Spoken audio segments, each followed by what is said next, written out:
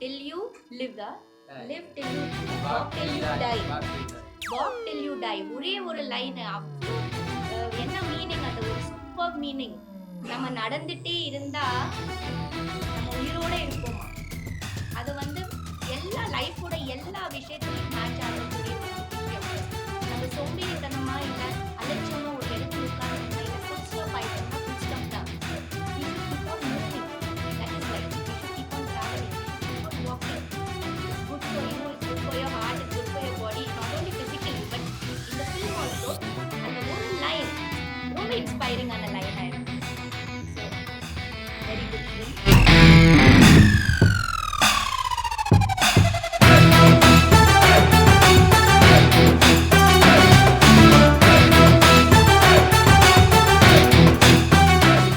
இன்னைக்கு தமிழ்நாடு திரைப்பட இயக்குனர் சங்கத்தில் உங்களுடைய திரைப்படம் வந்து ஒரு ஸ்பெஷலாக ஸ்க்ரீன் பண்ணியிருக்காங்க. Every one applause the lot of the places, lot of the sequences. What you think about this? வணக்கம். ஆக்சுவலாக ரொம்ப சந்தோஷமாக இருக்கு இந்த மாதிரி. பிகாஸ் ஞானும் ஒரு டெக்னீஷியன், ஞானொரு அசிஸ்டன்ட் டைரக்டர் நிறைய இயர்ஸ் வேலை பண்ணிய ஒரு ஆள் மலையாள இண்டஸ்ட்ரியில். Almost 18 years I was an assistant director. அப்போது எனக்கு தெரியும் இந்த ஆர்கனைசேஷனோட ஸ்ட்ரென்த் என்ன, அவருக்கு தான் இந்த படம் நல்லா தெரிய வேண்டியது. ஸோ தட்ஸ் வை நான் கேரளாவில் இருந்தது, இந்த மாதிரி ஒரு ப்ரிவியூ இருந்ததுன்னா தான் இங்கே வந்தது, சென்னையில் வந்தது. ரொம்ப சந்தோஷமாக இருக்கேன் சார் மாதிரியெல்லாம் இவங்க மாதிரியெல்லாம் பெரிய டேரக்டர்ஸு டெக்னீஷியன்ஸ் எல்லாமே படம் பார்த்துட்டு படத்துக்காக நல்ல ஒப்பீனியன் கேட்கும்போது ரொம்ப அதிகமான சந்தோஷம் வந்திருக்கு. அது கூட ஆக்சுவலாக அந்த அதிக சந்தோஷம் அவ்வளோ வராதுன்னு நினைக்கிறேன். இப்போது படம் தியேட்டரில் ஆல் ஓவர் தி வேர்ல்டு நல்லா போயிட்டே இருக்கு. அந்த இடத்துல சில விஷயங்களில் என் மனசில் பயங்கரமாக நம்பரப்பட்டு பெயின்ஃபுல்லாக இருக்குன்னு விஷயங்கள. இப்போ சென்னையில் இப்போது சிட்டிஸில் படம் இல்லை, பிகாஸ் படம் நல்லா போயிட்டுருக்கு. பட் சில தியேட்டர்ஸு மலையாளத்தில் ப்ரொடியூசர்ஸ் அசோசியேஷன் கூட சண்டை ஓடிட்டு இருக்கனால இன்றைக்கி ஆல் ஓவர் இந்தியா ஒரு 100 screens திடீர்னு ஹவுஸ்ஃபுல்லாக போயிட்டு இருக்கும்போது 100 screens அவங்க ஸ்டாப் பண்ணியாச்சு. ஆக்சுவலாக இதெல்லாம் ஒரு படத்தில் இவ்வளோ கஷ்டப்பட்ட ஒரு படம் எடுக்கும்போது அதில் ஒரு டைரக்டர் ப்ரொடியூசர் இந்த படத்தில் ஞானே ப்ரொடியூஸும் பண்ணுது. பிகாஸ் ப்ரொடியூசர் இல்லை இந்த படத்துக்கு, அதுக்காக அது துட்டு இருந்ததுட்டு அல்ல, ஏதோ துட்டு எல்லாமே அரேஞ்ச் பண்ணி தான் இந்த படம் எடுத்தது. அந்த படம் நல்லா போயிட்டு இருக்கும்போது ஹவுஸ்ஃபுல்லாக, இப்போ கேரளாவில் நிறைய ஹவுஸ்ஃபுல்லாக போயிட்டு இருக்கும்போது தான் இந்த படம் டோட்டலாக சில குரூப்பு, சொல்கிறது கரெக்டாக இல்லை என்ன போட, இந்த கேரளாவில் இந்த ப்ரொடியூசர்ஸ் அசோசியேஷனும் அந்த கண்டென்ட்டும் மேலே தியேட்டர்ஸ் எக்ஸிபிட்டர்ஸ் பிவிஆர் குரூப் அந்த மாதிரி எல்லா குரூப்பும் வேறு சண்டை போட்டிகிட்டே இருக்கேன். ஸோ நல்லா ஆடியன்ஸுக்காக இந்த படத்தில் என்ன எப்போ தியேட்டரில் வந்தாலும் கூட தெரியல, எப்போ தியேட்டர் இனி படம் வரும்னு. அதில் நீங்கள் சப்போர்ட் வேணும், அதுதான் இந்த டைமில் எனக்கு ஒரு ரிக்வஸ்ட்டு. Thank you sir. ஆக்சுவலாக 2008 வந்து இந்த புக்கு வந்தது சார். எல்லா இடத்துலையும் ஒரு இன்ஃபர்மேஷன் வந்துட்டு இருக்கு, ஏறக்குறைய 16.5 years இதனுடைய ப்ராசஸ் போயிருக்கு அப்படின்னு. Is it true? Yes, because அந்த 2008 இட் செல்ஃப் ഞാൻ இந்த படத்தோட ரைட்ஸ் வாங்கியாச்சு. அப்புறம் இது ஃபர்ஸ்ட் ஆஃப் ஆல் இந்த மெயின் ஹேர்டில் வந்துட்டு இது எப்படி இந்த புக்கு இவ்வளோ பேர் படித்த புக்கு எப்படி ஒரு ஸ்க்ரீன் ப்ளே பண்ணணும். பிகாஸ் இது ஒரு 43 சாப்டரில் இருக்கணும். இது ஃபுல்லாக பண்ணியிருந்தால் ஒரு 10 ஃபிலிம் பண்ணணும். அതൊരു 3 hours பண்ணது ரொம்ப கஷ்டம்.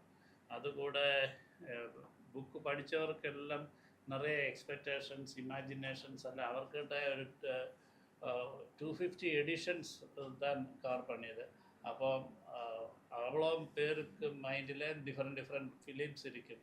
அதெல்லாம் தாண்டி ஃபிலிம் வரும்போது தான் சக்ஸஸ் ஆகிடும். ஸோ இந்த scripting process was very difficult இந்த பிகினிங் ஸ்டேஜில். அப்புறம் இந்த லொக்கேஷன் கிடைக்குது. பிகாஸ் பிகினிங்கில் இந்த கல்ஃப் கண்ட்ரீஸில் டெசர்ட்ஸில் எனக்கு பர்மிஷன் கிடைக்கல ஆக்சுவலி.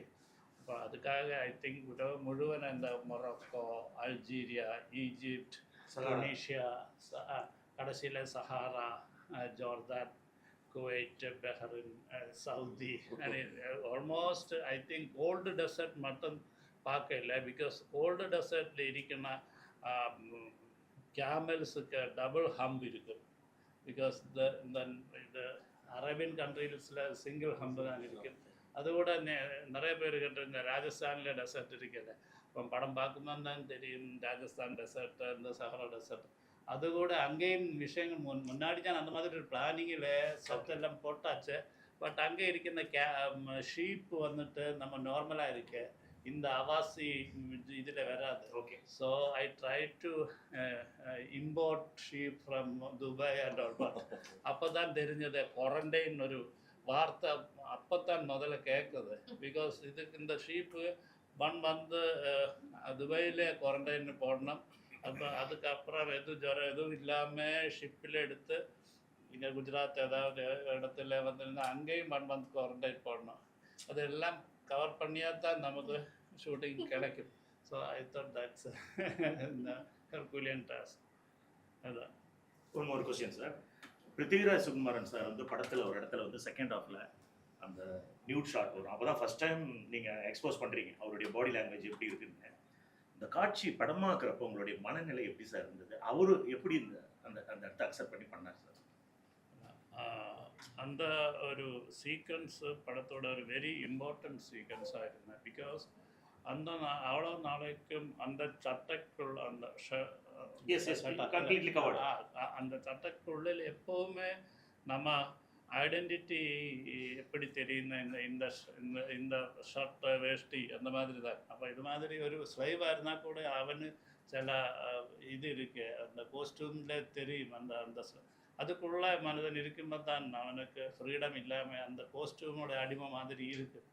ஒரு ஃப்ரீடம் கிடைக்கும்போது அவன் அந்த பாம்பு அந்த ஸ்கின்னை எடுக்கிற மாதிரி தான் ஊறி எடுக்கல, ஸ்கின்னை எடுத்துட்டு மாதிரி தான் அவன். அது ஒரு ஃப்ரீடத்துக்காக ஒரு ஃப்ரீடத்திலேக்கு ஒரு ஃப்ளைங் மாதிரி தான் அந்த சீக்வன்ஸ். அது அந்த படத்தில் வெரி இம்பார்ட்டன்ட் சீக்வன்ஸ். அதுக்கு நல்ல ஆர்டிஸ்ட்டுக்கு தெரியும் இல்லை தேவைப்பட்ட சீக்வன்ஸ். அதுக்காக அவன் ரொம்ப டோட்டலாக 32 kg கம்மி பண்ணியாச்சு. பட் அந்த சீக்வன்ஸுக்கு மட்டும் 2 days வித்தவுட் வாட்டர் டோட்டலாக கட் பண்ணி. ஐ திங்க் இது ஃபர்ஸ்ட் டைம் நான் இப்போ இந்தியன் ஃபிலிம் இண்டஸ்ட்ரியில் ஆமாம் 2 days வாட்டர் டோட்டலாக கட் பண்ணிச்சுட்டு அப்புறம் நைட்டில் டீஹைட்ரேஷன் பண்ணதுக்காக ஒரு ஏதோ ஸ்பூன் 2 ஸ்பூன் ஏதோ வாட்கா விட்டு ஃபுல் பாடி ஸ்ட்ரிங்க் பண்ணதுக்காக அவ்வளோ ஸ்ட்ரெயின் பண்ணி தான் அந்த ஷாட் எடுத்தது. Nice sir. பிளஸி சாருக்கு இந்த படத்தில் சேலஞ்சிங்கான இருந்த ஏதாவது ஒரு விஷயத்தை ஷேர் பண்ண முடியுமா மக்களுக்கு? சேலஞ்சு எல்லாமே சேலஞ்சாக இருந்தது. லொக்கேஷன் பார்க்கறதுக்கு, ப்ரொடக்ஷனில் இருக்கிறது. அப்புறம் கோவிடில் நம்ம ஜோர்தானில் ஆல்மோஸ்ட் 85 crew members வந்துட்டு ஆல்மோஸ்ட் 2 months அங்கே மாட்டியாச்சு. அது மாட்டியதில் பெரிய விஷயம் அந்த டைமில் இவனோட பாடி வெயிட் கம்மி பண்ணித்தான் இருந்தது. பிகாஸ் இந்த ஆர்டிஸ்ட்டுக்கு எப்போ வேணாலும் இன்ஃபெக்ஷன் ஈஸியாக கிடைக்கலாம். அந்த மாதிரி தட் டைம் கோவிடுன்னு நினச்சால் அந்த இறந்து போயிடும்னு நினச்ச மாதிரி தான் இருந்தது. ஸோ அந்த மாதிரி நிறைய விஷயங்கள் ஐ திங்க் எவ்ரிடே, அதுதான் நான் என்னோட tagline, every breath is a battle. இந்த மாதிரி இப்போ கூட படம் முடிஞ்சாச்சு, 2 weeks ஆயிடுச்சு, பெரிய கலெக்ஷனை போட்டிருக்கேன். இப்போ கூட நல்லா நிம்மதியாக தூங்க முடியாது. Because again problems are creating. That's why. Tamil Nadu திரைப்பட இயக்குனருடைய ஒரு பொறுப்பில் இருக்கக்கூடிய பொருளாளர் அவர்கள் இங்கே வந்திருக்காரு. இது எப்படியாவது ப்ரொடியூசர் கவுன்சிலுக்கு நிச்சயமாக நோட்டீஸ் பண்ணுவாங்க சார். இல்லை, இது வந்து இந்த படம் வந்து எடுக்கப்பட்ட போது அந்த கொரோனா லாக்டவுன் வந்தப்போ ஒரு என்டையர் க்ரூவும் வந்து அங்கே ஜோர்டானில் அவங்க வந்து மாட்டியிருக்கிறாங்க. அது எல்லாருக்குமே தெரியும். நமக்கு வந்து அது எவ்வளோ பெரிய ஒரு உயிர் ஆபத்தான ஒரு சுச்சுவேஷன். நமக்கே வந்து நம்மளுடைய வாழ்க்கை என்ன ஆகும் அப்படிங்கிறது வந்து மனித குலத்துக்கே தெரியாத ஒரு அந்த நேரத்தில் இவங்க அங்கே போய் மாட்டினது. இவங்க வந்து அதை எப்படி வந்து எதிர்கொண்டாங்கங்கிறது வந்து ஒரு டாக்குமெண்ட்ரி வந்து யூடியூப்பில் இருக்குது. அதை பார்த்தீங்கன்னா தான் சார் பேசுகிறத விட, பிளஸி சார் பேசுகிறத விட அவங்க அதை அவங்க அப்லிஃப்ட் பண்ணி தங்களை வந்து தாக்கு பிடிச்சி இந்த ஒரு கிரியேஷன் மேலே அவ்வளோ ஒரு ஈடுபாட்டோட ஒரு என்டையர் யூனிட்டோட பெயினும் வந்து இந்த படத்தில் வந்து இறங்கியிருக்கிறது வந்து நீங்கள் எல்லாருமே அதை பார்த்தீங்கன்னா தான் உங்களுக்கு வந்து தெரியும். அண்டு மோரோவர் இதில் வந்து அதாவது திரைப்பட இயக்குனர்கள் வந்து எல்லாருமே சேர்ந்து இயக்குனர் சங்கத்தில் வந்து ஒரு படத்தை பார்க்குறோம் அப்படின்னு சொன்னால் ஒவ்வொருத்தரும் வந்து ஒவ்வொரு கிரியேட்டர், ஒவ்வொரு கிரிட்டிக் எல்லாருமே, பட் அத்தனை பேரும் வந்து ஒரு ஸ்டாண்டிங் ஓவேஷனோட இந்த படத்தை வந்து கொண்டாடின விதம் வந்து இந்த படத்தினுடைய வீச்சு வந்து எப்படி இருக்குது அப்படிங்கிறது வந்து கண்டிப்பாக தெரியும். நான் மேடையில் கூட சொன்ன பிளஸி சார், உங்களெல்லாம் பார்த்தா எங்களுக்கு வந்து ரொம்ப பொறாமையாக இருக்குது, நீங்கள் நல்ல நல்ல படங்களாக வந்து மலையாள இண்டஸ்ட்ரியிலேருந்து கொடுத்து எங்களுக்கு அந்த கில்ட் ஃபீலை வந்து வர வச்சுக்கிட்டே இருக்கிறீங்க அப்படின்னு சொல்லிட்டு தேவயானி மேடம் கூட சொன்னாங்க, அதை வந்து நம்ம ஒரு இன்ஸ்பிரேஷனாக எடுத்துக்கலாம் அப்படின்னு சொல்லிட்டு. செர்டன்லி நம்ம வந்து அதை வந்து இன்ஸ்பிரேஷனாக தான் நம்ம வந்து எடுத்துக்கிறோம். தமிழ் திரைப்பட கிரியேட்டர்ஸை பொறுத்தளவில் இன்றைக்கி வந்து எங்களை வந்து முன்னெடுத்து செல்லக்கூடிய, நாங்கள் பின்பற்றக்கூடிய ஒரு விஷயமா வந்து கேரளா ஃபிலிம் இண்டஸ்ட்ரி வந்து இருந்துகிட்டு இருக்கு. இந்த ஆடு ஜீவிதம் படம் வந்து அதாவது இவங்களுடைய வேர்வை அதனால் உருவான ஒரு படம். இது வந்து இதுக்குள்ள ஒரு படிப்பினை வேற இருக்குது. அதனால் கண்டிப்பாக வந்து வெகுஜனம் வந்து இந்த படத்தை வந்து பார்க்கணும். இன்றைக்கி வந்து எல்லா மொழியிலையும் இந்த படத்தை பார்க்கக்கூடிய வாய்ப்பு நமக்கு வந்து இருக்குது. அந்த வகையில் இந்த படத்தை வந்து எல்லாரும் வந்து தவறாமல், ஆனால் இந்த படத்தை வந்து ஓடிடியில் வரும்னு யாரும் வெயிட் பண்ணிட்டு இருக்க வேண்டாம். தியேட்டரில் பார்க்குற எக்ஸ்பீரியன்ஸே தனி. நீங்கள் வந்து ஒரு பாலைவனத்துக்குள்ளே மாட்டின மாதிரியான ஒரு ஃபீல் வந்து இந்த படத்தில் இருக்கும். அண்ட் எஸ்பெஷலி இவர் நம்ம கேஆர் கோகுல் வந்து இருக்கிறாரு. அந்த ஹக்கீம்ங்கிற ஒரு கேரக்டர் வந்து அவர் பண்ணியிருக்கிறாரு. Marvellous, excellent. ஒரு ஆர்டிஸ்ட் வந்து எவ்வளோ டெடிகேட்டடாக இருக்கணும் அப்படிங்கிறதுக்கு வந்து உதாரணமாக 20 கிலோ வெயிட்டை குறைச்சி அதை வந்து அந்த உடல் மொழியை வந்து மாற்றி ஒரு அதை எப்படி சொல்கிறதுன்னு தெரியல. அது வந்து நம்ம டைரக்டருக்கு தான் அந்த கிரெடிட்டை கொடுக்கணும். அவர் வந்து எவ்வளோ தூரம் அவர்கிட்டேருந்து உறிஞ்சிருக்காருன்னு தான் சொல்லணும். இவர் எல்லார்கிட்டேருந்து ஒரு ராட்சசம் மாதிரி அவங்கக்கிட்டேருந்து உழைப்பை உறிஞ்சி எடுத்துருக்கிறாரு. எடுத்து நமக்கு வந்து அந்த படைப்பாக வந்து கொடுத்துருக்கிறாரு. அந்த படைப்பு வந்து எந்த வகையிலும் சோடை போகாத படைப்பு. இதை வந்து எல்லாரும் வந்து இந்த படத்தை வந்து தியேட்டரில் வந்து பார்க்கணும். இது வந்து தமிழ்நாடு திரைப்பட இயக்குனர் சங்கம் சார்பாக நான் வந்து வேண்டி விரும்பி சொல்லிக்கிறது வந்து இதுதான். இந்த அவசரத்தில் இங்கே இருக்கிறது என் போல ஒரு புது நடிகருக்கு ரொம்ப ப்ரௌடான மூமெண்ட். என்னோட ஏஜ் இருக்குது, இங்கே இருக்கிற எல்லாரோடைய எக்ஸ்பீரியன்ஸு.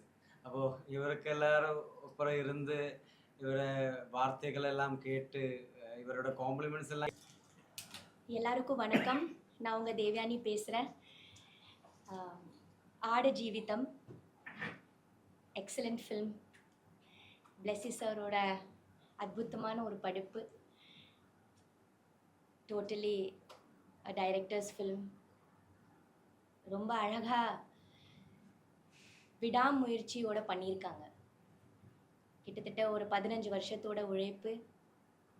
எல்லாரும் ஒரு டீமாக எக்ஸலண்ட்டாக அவ்வளோ ஹார்ட் ஒர்க், அவ்வளோ ஸ்ட்ரெயின், அவ்வளோ எஃபர்ட் இந்த ஃபில்ம் பார்த்தா நமக்கு புரியும். எப்படி தான் எடுத்திருக்காங்க நமக்கு தெரிய மாட்டேங்குது. இது ஒரு பெரிய ஒரு மிஸ்டீரியஸான ஒரு மூமெண்ட்டாக இருக்குது. படம் பார்த்ததப்புறம் நிறைய விஷயங்கள் நமக்கு தோணும். எப்படி தான் இவங்க ஒர்க் பண்ணியிருப்பாங்க, எப்படி தான் இவங்க எடுத்திருப்பாங்க. அந்த ஹார்ஷ் சர்க்கம்ஸ்டன்சஸில், அந்த கஷ்டமான ஒரு சூழ்நிலைகள் கூட அதை தாங்கிக்கிட்டு அதை ஒன்றும் இல்லை, அந்த வெறி தான்.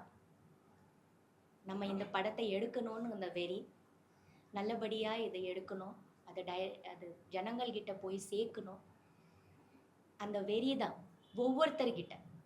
ப்ரொடக்ஷனிலிருந்து, டைரக்டர்லேருந்து, ஒவ்வொரு ஆர்டிஸ்ட், பிருத்திவிராஜ் சாராக இருக்கட்டும், ஹக்கீம் கோகுலாக இருக்கட்டும், இன்னொருத்தர் ஒரு ஆர்டிஸ்ட் இருக்கார் அவராக இருக்கட்டும், ஒரு ஆஃப்ரிக்கன் ஒரு ஆர்டிஸ்ட், ஹாலிவுட் ஆர்டிஸ்ட் இருக்கு. What beautiful location, what beautiful cinematography, மியூசிக்காக இருக்கட்டும், எல்லாமே.